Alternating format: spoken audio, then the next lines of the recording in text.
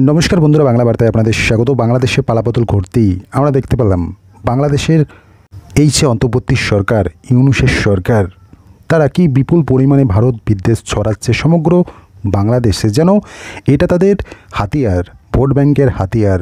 ভারত বিদ্বেষ ছড়াও, ভারত বিদ্বেষ সেন্টিমেন্ট তৈরি করো বাংলাদেশের সাধারণ মানুষের মধ্যে এবং ফায়দা তোলো।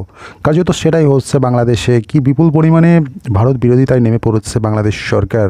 যে সমস্ত উপদেষ্টা রয়েছে অন্তর্বর্তী সরকারের, তারা একের পর এক ভারতের বিরোধিতা করছে। ভারতের বিরুদ্ধে যেগুলো আকাশ পাতাল তাদের কাছে ভিত্তিহীন, তা সত্ত্বেও তারা সেই সমস্ত দাবি করছে। কখনো বা বলছে যে ভারত দখল করে নেবে, কলকাতা দখল করবে, কিন্তু এগুলো তো হাস্যকর ছাড়া কিছুই নয়। নিজেরাই নিজেদের কাছে, সাধারণ মানুষের কাছে, ভারতের কাছে হাসির পাত্র করে তুলছে। এবং সাম্প্রতিককাল আমরা দেখতে পাচ্ছি যে এই যে বাংলাদেশের একটা বিশৃঙ্খলা পরিবেশ বা একটা অস্থিতিশীল পরিবেশ বাংলাদেশে তৈরি হয়েছে এবং ভারত বিদ্বেষের একটা সেন্টিমেন্ট প্রায় বাংলাদেশের একটা বৃহত্তরের মানুষের মধ্যে ছড়িয়ে পড়ছে। এবং ভারতের তো আমরা জানি মেডিকেলের যে ব্যবস্থা, সেটা বাংলাদেশের তুলনায় শীর্ষ রয়েছে। কার্যত বাংলাদেশের সাধারণ মানুষ এই কলকাতায় আসে, এই ভারতে আসে চিকিৎসার জন্য। একটা বৃহৎ পরিমাণের মানুষ, বাংলাদেশি মানুষ এই ভারতবর্ষে আসে। এবং যখন বাংলাদেশে অস্থিতিশীল পরিবেশ তৈরি হলো, কার্যত তারপরেই আমরা দেখলাম ভারত সরকার ভিসা বন্ধ করে দিল। ট্যুরিস্ট ভিসা থেকে শুরু করে মেডিকেল ভিসা, এই সমস্ত বিষয়ে একটা স্থগিতাদেশ দিল বা আপাতত বন্ধ রাখলো।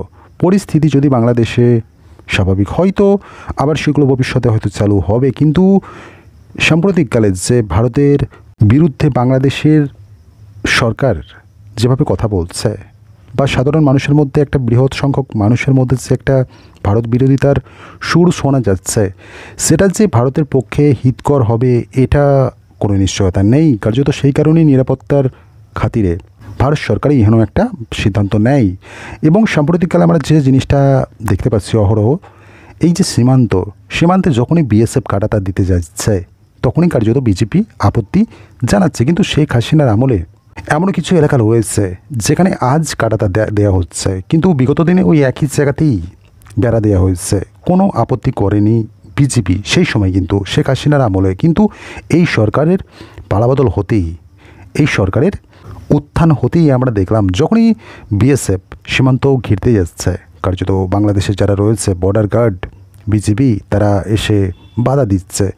তো এই সমস্ত বিষয়গুলো তো বৈঠকের মারফত সুরাহা হচ্ছে, কোনোটা বা এখনও ঝুলে রয়েছে। কার্যত বিজেপি কোথাও না কোথাও যেন পায়ে পা দিয়ে ঝগড়া করতে আসছে, এরকম একটা জিনিস সামনে আসছে। কিন্তু বিজেপি বা বাংলাদেশ ইউনূস জানে না ভারতের সাথে পাঙ্গা নিতে এলে তাদের কি হাল হবে। তো তারা অবস্থান ভুলে গিয়েছে, কোথায় ভারত আর কোথায় বাংলাদেশ। কিন্তু কার্যত এই যে ডিপ স্টেট যে একটা চক্রান্ত সামনে এসেছে, কার্যত সেই ট্র্যাপে ভারত তো পা দেবে না। অতএব বাংলাদেশ যতই উস্কাক না কেন, ভারত বিচক্ষণতার সাথেই পদক্ষেপ গ্রহণ করবে। এবং এই যে সীমান্তে কাঁটাতার দেওয়া, কার্যত এটা তো সবথেকে বড় কথা হলো।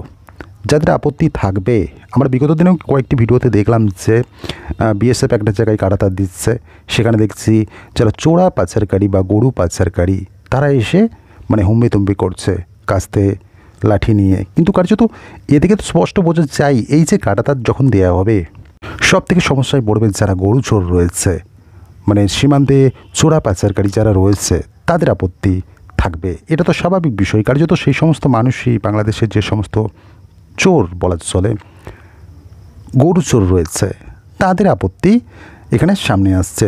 আমরা দেখলাম বিভিন্ন সময় যখনই বিএসএফ কাঁটাতার দিতে যাচ্ছে, দেখা যাচ্ছে বাংলাদেশের একটা বৃহৎ সংখ্যার মানুষ সীমান্তে এসে জড়ো হচ্ছে, বিরোধিতা করছে বিএসএফের। কার্যত এগুলো তো বোঝাই যায় কী কারণে তাদের আপত্তি হচ্ছে।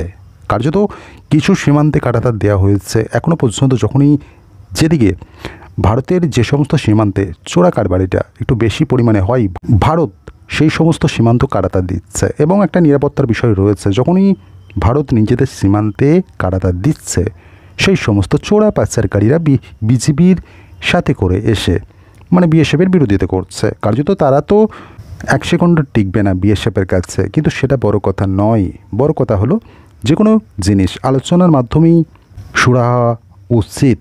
এবং কার্যত একটা ব্যক্তিকে যখন বোঝানো হয়, সে ব্যক্তিটা যদি বুঝছেও না বুঝছে, তারপরে তার ট্রিটমেন্ট আলাদা রকম হবে, সেটাই বাংলাদেশের সাথে হবে। বাংলাদেশ যদি বোঝে তো ভালো, অন্যথায় ভারত অন্যভাবে ট্রিটমেন্ট করবে বা অন্য রকমভাবে বুঝিয়ে দেবে।